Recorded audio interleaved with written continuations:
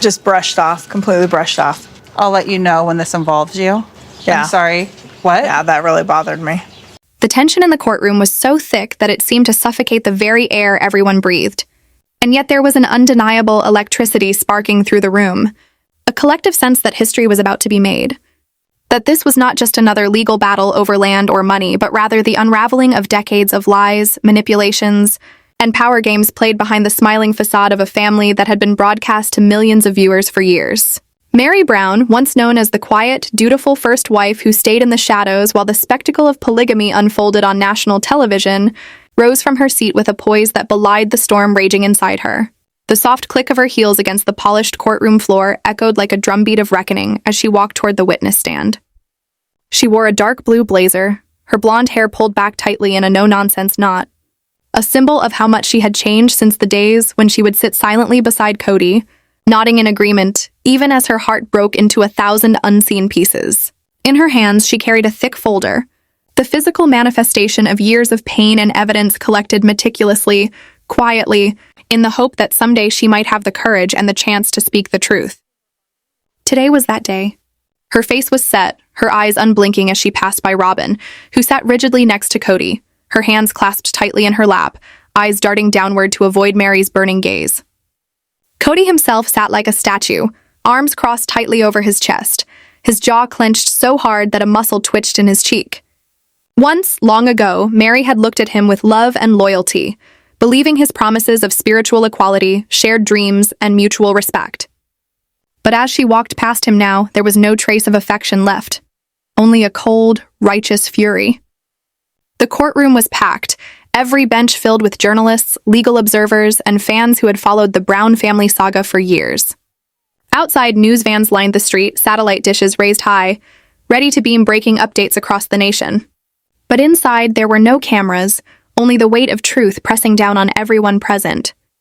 Meri reached the stand, adjusted the microphone slightly lower, and took a slow, deliberate breath. The room fell silent. Even the judge, a composed woman in her 60s with sharp eyes that missed nothing, seemed to lean forward ever so slightly. "Your Honor," Meri began, her voice steady but trembling just beneath the surface with long suppressed anger and grief. "I stand here today to reclaim what was owed to me, not only as a wife but as a woman, a mother, and a human being." Her words hung in the air, powerful and raw. She paused, turning her head just enough to look directly at Kody. "I want what's mine," she said firmly, her voice rising slightly. "And I am not backing down." A ripple of murmurs swept through the gallery as those words sank in.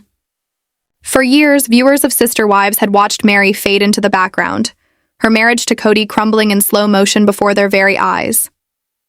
They had seen her loneliness, her heartbreak, her desperate attempt to connect during the infamous catfishing scandal, and her painful acceptance of Kody's growing favoritism toward Robyn.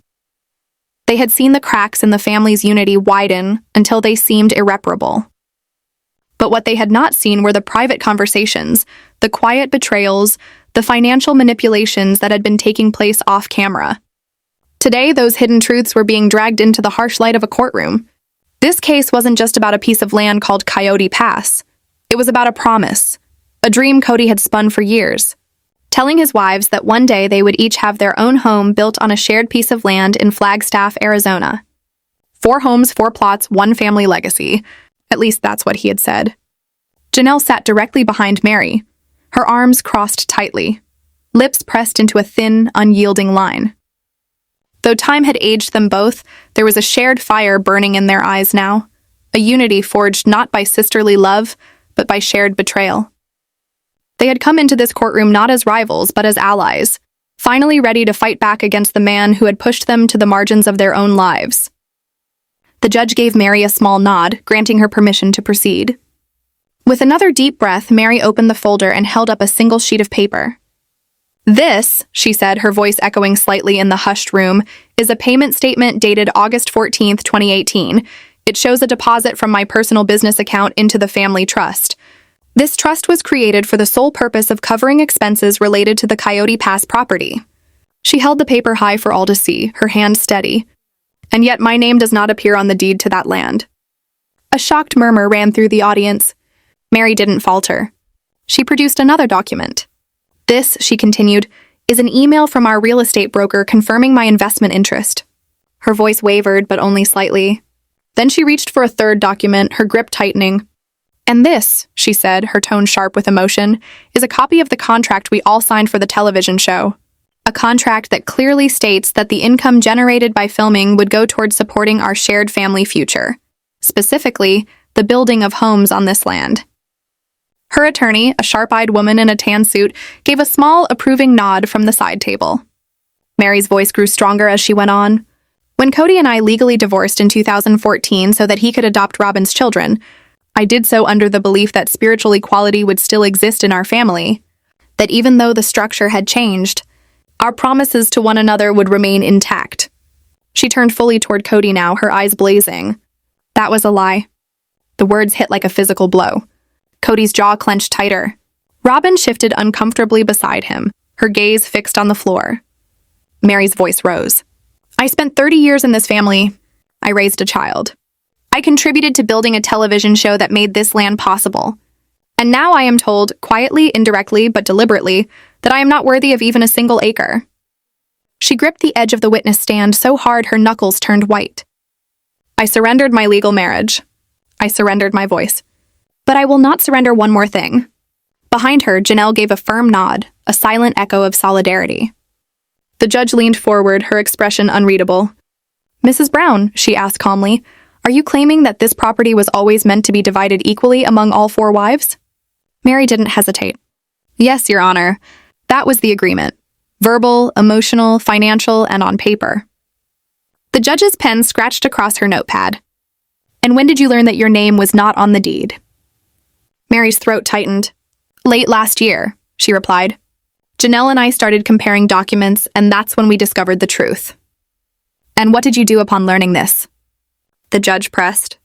Meri's voice trembled with anger. "I confronted Kody.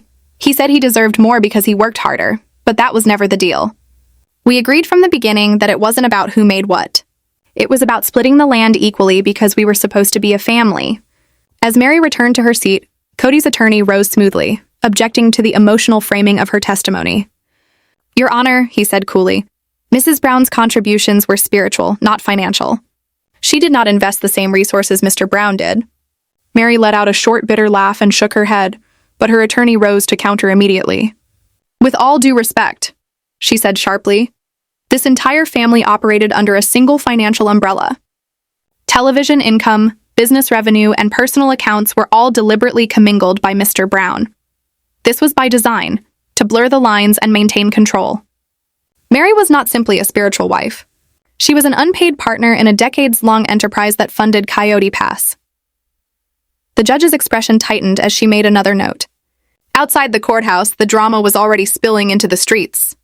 Reporters crowded the steps, shouting questions, while fans gathered, clutching homemade signs and phones ready to capture any glimpse of the participants.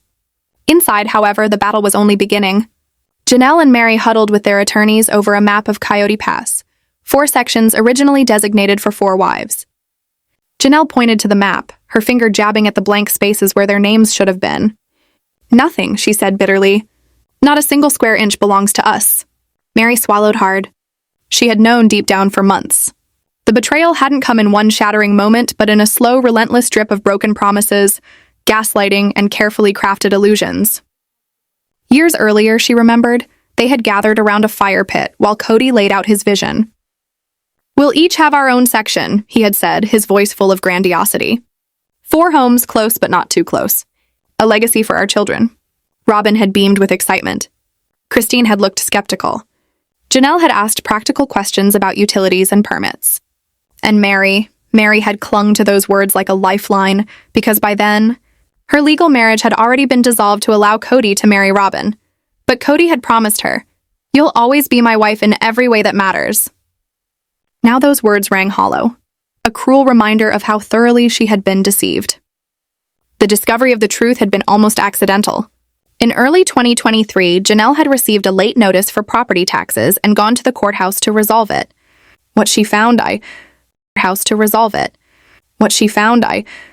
The tension outside the courthouse was palpable as the evening air buzzed with anticipation.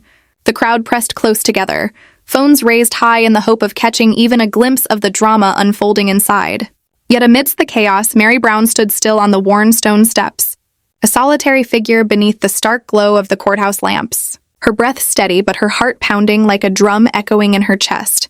And though cameras were forbidden inside, their lenses now focused on her every movement as journalists barked questions and supporters shouted encouragement, desperate to capture this pivotal moment in a saga that had been simmering for decades.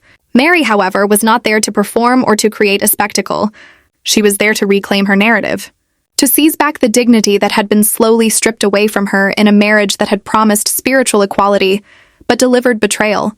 Lifting her chin with quiet defiance, she spoke clearly, her voice carrying over the crowd. "I didn't come here to hurt anyone," she said, each word weighted with years of suppressed emotion. "I came here to stop being erased." And in that statement lay the core of her struggle. The essence of why this courtroom battle mattered so deeply. For too long, she and the other women had been asked to smile and be silent, to accept their erasure under the guise of harmony, but those days were gone. "This is about equality," she continued, her tone sharpening like a blade. "This is about truth, and it is about never again allowing someone else to tell my story for me." Behind her, Janelle Brown stood in somber solidarity, her presence a quiet testament to shared betrayal and mutual resolve. Together, without another word, they turned from the flashing lights and walked away, leaving the crowd murmuring in awe at their composure and strength. But inside the courthouse, the atmosphere shifted dramatically as the next witness was summoned, the clerk's voice cutting through the charged silence. "Mrs. Robyn Brown, please come forward to the stand." At that moment, a heavy, almost suffocating hush fell over the courtroom. Even the rustle of paper and the creak of wooden benches ceased, as though every person present collectively held their breath. All eyes turned to Robyn, the woman at the heart of the storm, who rose slowly from her seat beside Kody Brown, her heels clicking softly against the polished floor, a stark contrast to the storm of anxiety roiling within her. Gone was the confident, carefully curated image she had displayed on TLC's cameras. Gone was the serene, smiling figure of the beloved wife. In her place was a trembling woman acutely aware that the truth she had long evaded was now inexorably closing in. She paused before sitting, smoothing the sleeve of her long cardigan with hands that visibly shook. A bailiff approached and held out a Bible, his voice firm but calm as he administered the oath. "Do you solemnly swear to tell the truth, the whole truth and nothing but the truth?" For a heartbeat she hesitated, then whispered, "Yes." And with that single syllable, the proceedings began. Her lawyer started cautiously, his questions crafted with care. "Mrs. Brown, could you please explain to the court your understanding of how the Coyote Pass property was meant to be divided?" Robyn nodded quickly, her voice unsteady. "It was always my belief that the land belonged to all of us, equally, one piece each. That's what Kody always said," she faltered, her eyes flicking briefly toward Meri and Janelle, both seated rigidly behind their legal teams. "At first, I truly believed that Meri and Janelle had ownership," she continued, "but then things began to change. Christine left, Meri grew cold, Janelle became angry. It seemed like I was the only one still committed to building Kody's dream." Her words, though softly spoken, were laden with implication, as though casting herself as the loyalist among deserters. "Were you personally involved in handling the paperwork for the deeds?" her lawyer asked. Robyn hesitated. "I signed some papers, yes, but I left most of the legal matters to Kody," the lawyer pressed on. "So you are saying you did not realize the deeds excluded Meri and Janelle?" Robyn's response was barely audible. "I didn't really know. Not initially."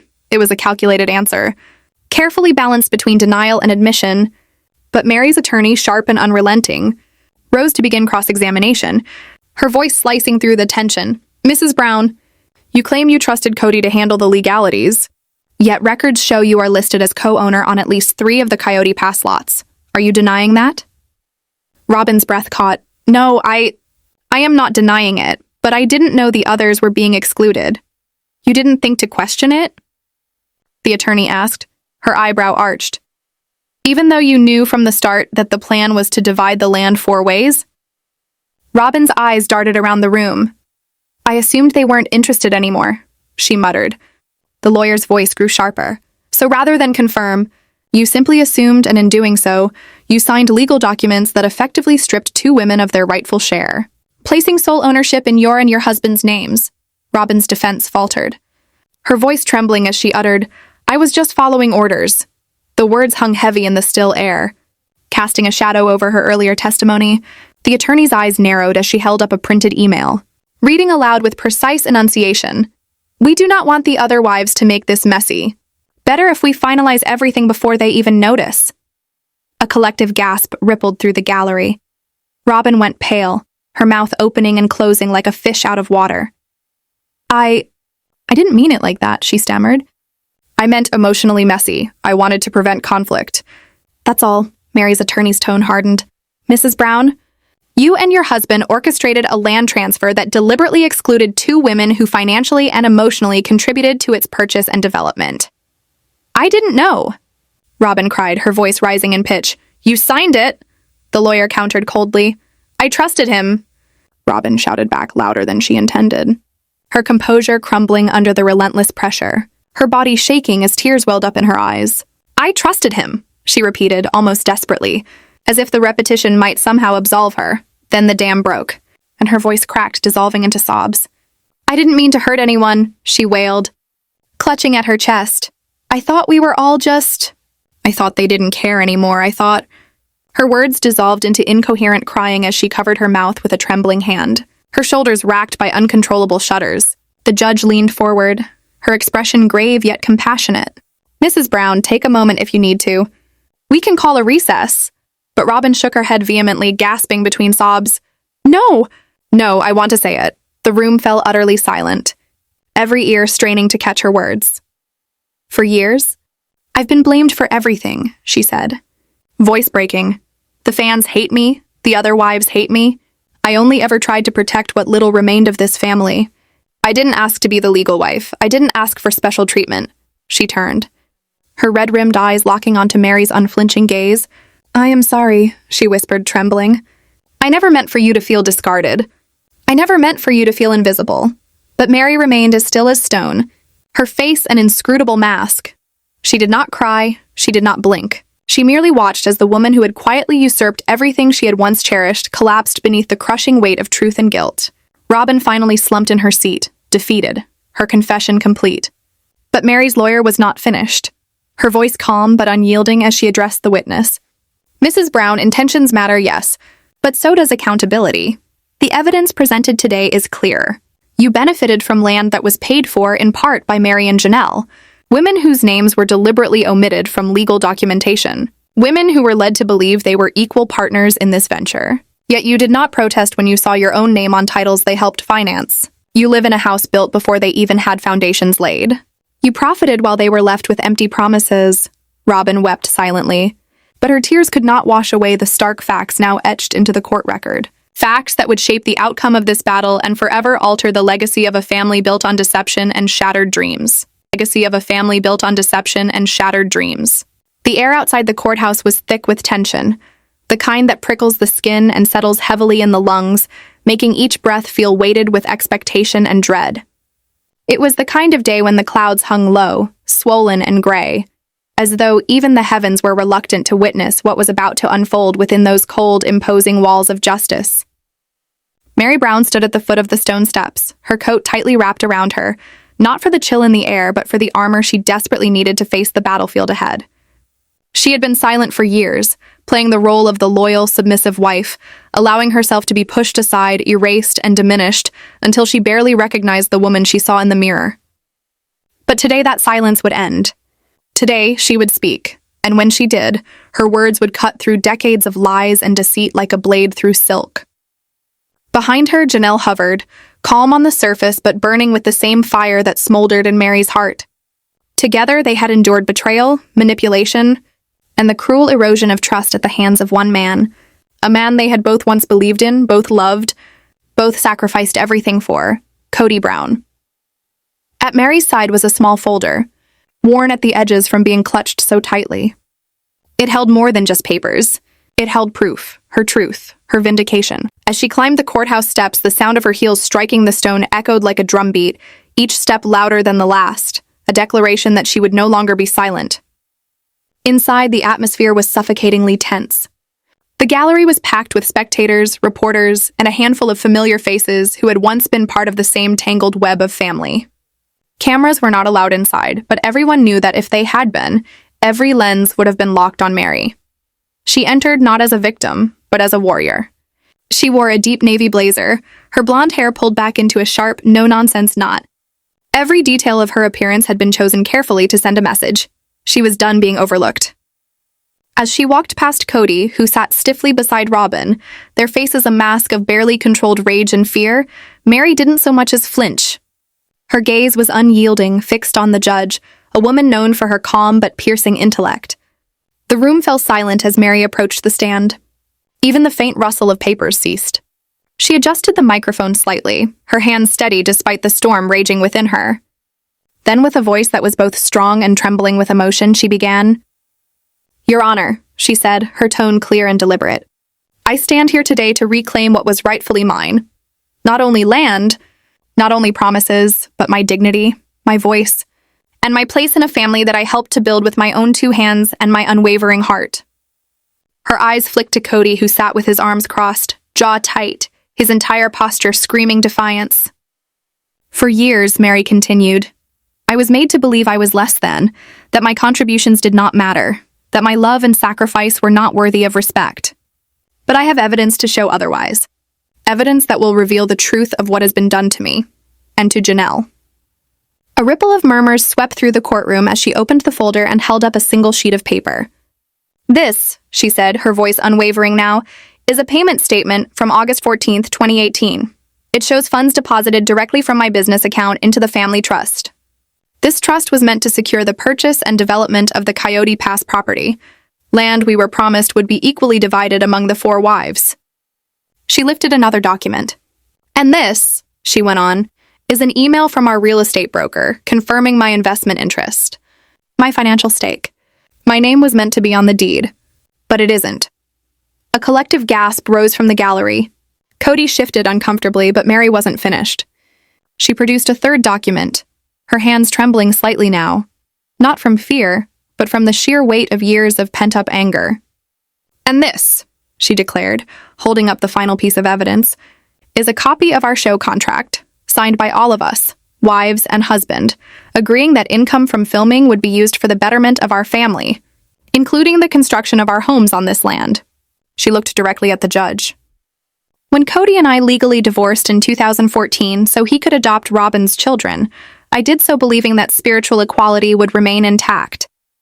I believed that despite the change on paper, we would remain a family of equals, bound by faith and shared commitment." Her voice hardened. That was a lie.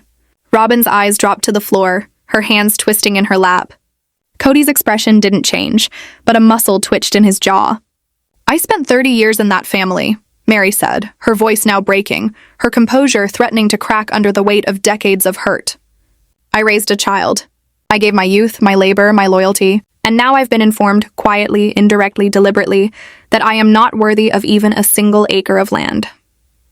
Behind her, Janelle nodded, tears glistening in her eyes but not falling. Meri drew a deep, steadying breath. "This isn't just about property," she continued. "It's about dignity, about promises made and broken, about refusing to let one man rewrite history to suit his own narrative." The judge, calm and measured, asked, "Mrs. Brown, are you claiming the Coyote Pass property was always intended to be divided equally among the 4 wives?" Meri met the judge's gaze squarely. "Yes, Your Honor." That was the agreement. Verbal, emotional, financial, and documented. "And when did you discover your name was not on the deed?" "Late 2023, Meri replied, "when Janelle and I began comparing documents. That's when we realized that both our names were missing." The judge nodded gravely. Kody's lawyer sprang to his feet, objecting. "Your Honor, this testimony is based on emotional interpretations. My client, Mr. Brown, was the primary financial contributor. Mrs. Brown's role was spiritual, not financial." Meri's lawyer, a sharp-eyed woman in a tan suit, rose calmly. "Your Honor, the evidence shows that this family operated under a shared financial system. Income from the television program, from joint businesses, from shared accounts, all blurred intentionally by Mr. Brown to maintain control. Mrs. Brown was not merely a spiritual partner. She was an unpaid partner in a decades-long enterprise that funded Coyote Pass." The judge raised an eyebrow, intrigued.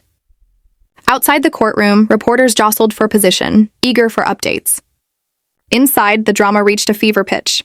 Kody sat rigid, his face expressionless, but Meri could feel his rage radiating toward her like heat from a fire. Once she had looked at that face with love. Now she looked at it with the cold clarity of someone who has finally seen the truth. Coyote Pass was never just about land. It was about legacy, about belonging. For years, it had been the only thread holding Meri's hope together, the belief that one day she would stand on her own piece of earth and know she had a place in this world. But that dream had been stolen brick by brick, lie by lie. During a recess, Meri and Janelle sat together in a small consultation room, their attorneys reviewing maps and documents spread across the table. Janelle pointed to the map of Coyote Pass, her finger trembling slightly. "Our names aren't on any of these plots," she said bitterly. "Not one square inch." Meri swallowed hard. She had known this, but seeing it laid out so starkly was like a knife to the gut. The betrayal had not come suddenly. It had been a slow bleed, hidden beneath years of gaslighting and manipulation. She remembered Kody's grand speeches in the early days, around the fire pit, painting a picture of 4 homes built side by side, close but not too close, a shared dream of unity and harmony. She had clung to those words like a lifeline. Now she saw them for what they were, empty promises. The truth came to light when Janelle, sorting out a late property tax notice, went to the courthouse to investigate. There, she discovered the deeds listed only 2 names, Kody Brown and Robyn Brown. The other wives had been erased. When Janelle confronted Kody, his response was cold and dismissive. "I paid more, so I should have more," he had said. It was a pattern they both recognized. Kody shifting the rules, rewriting the past to suit his control. Over the years, Meri had endured public humiliation, private heartbreak, and the ultimate sacrifice of giving up her legal marriage so Kody could adopt Robyn's children. Through it all, she had stayed, believing that loyalty would eventually be rewarded. But now she understood the truth. Loyalty had been used against her like a weapon. Back in court, Robyn was called to the stand. The room went silent as she rose, her usual polished composure replaced by visible fear. Her voice was shaky as she answered questions, claiming she hadn't known the full extent of the land transfers. But Meri's lawyer was relentless. Producing an email Robyn had written to the real estate attorney, she read aloud. "We don't want the other wives to make things messy. Better if we finalize everything before they notice." Gasps rippled through the gallery. Robyn stammered, insisting she meant emotionally messy, not deceitful.